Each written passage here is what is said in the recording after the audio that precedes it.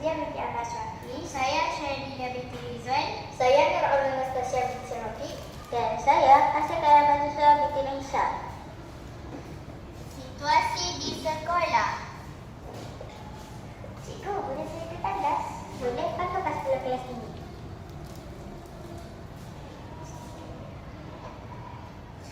La la la la la la. Lama lagi kelas ni Ustaz ke sekolah dulu? 10 minit kemudian. Assalamualaikum cikgu, boleh saya masuk? Belum ni kamu ke tandas. Kamu merayu satu sekolah ke? Mana ada cikgu? Saya keluar main aja, cikgu tak perasan ni. Adakah anda pernah melalui situasi seperti ini? Jika ya, maka inovasi ini adalah untuk anda.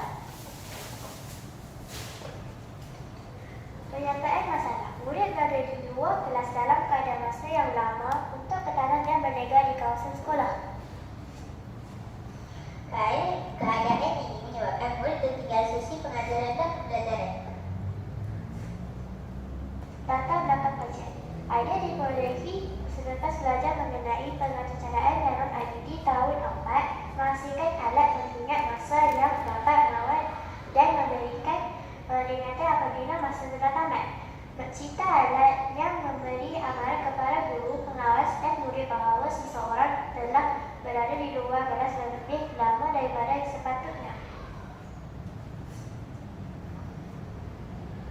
Menurut George dibilangkan dan kelas 2004 terdapat faktor pengurusan dan masa mempunyai hubungan yang positif dan signifikan dengan pencapaian akademik.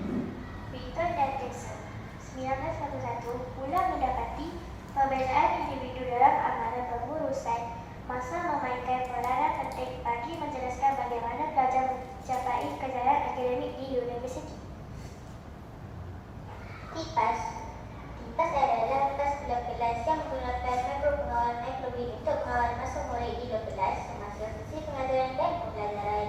Jika murid belajar lebih dari masa yang digunakan, TIPAS akan memanfaatkan simbol, mengeluarkan bunyi dan lampu merah sebagai amaran dan menarik perhatian guru atau murid lain untuk menunggu murid tersebut untuk kembali ke kelas. Pengenalan. TIPAS adalah satu alat yang mengaplikasikan penggunaan mengatur masa pada mikrobit untuk mengawal masa murid berada di luar kelas semasa sesi pengajaran dan pembelajaran dan dijalankan. Paparan masa murid. Lampu peringatan. Butang membila dan mematikan pengatur masa.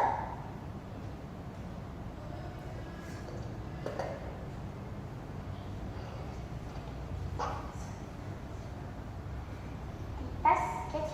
Ya. Okay. Ini adalah lakaran TIPAS, model TIPAS. Cara penggunaan TIPAS. Langkah 1. Apabila murid ingin keluar kelas, guru akan memberikan TIPAS. Kemudian menekan butang A untuk memulakan kiraan masuk. Langkah 2. Murid akan memakai TIPAS kerana berada di luar kelas. Langkah 3. Jika murid berada di luar kelas melebihi masa ditetapkan, TIPAS akan bunyi dan memaparkan lampu merah akan menyala untuk menyala perhatian guru atau murid lain. Proses pengumpulan data. Pemerhatian masa murid keluar kelas tanpa menggunakan TIPAS. Pemerhatian masa murid keluar kelas dengan menggunakan TIPAS. Kadar masa murid berada di luar kelas berkurang dengan menggunakan TIPAS. Keaslian dan potensi komersial. Menggunakan mikrobit. Inovasi daripada tas biasa mengikut perkembangan semasa. Quality Integration menepati SDG 4. Mampu mengawal masa murid. Set mikrobit RM35 bekas TIPAS RM5. Kelebihan inovasi. Boleh digunakan di semua institusi pendidikan, kos yang murah, melatih murid menjaga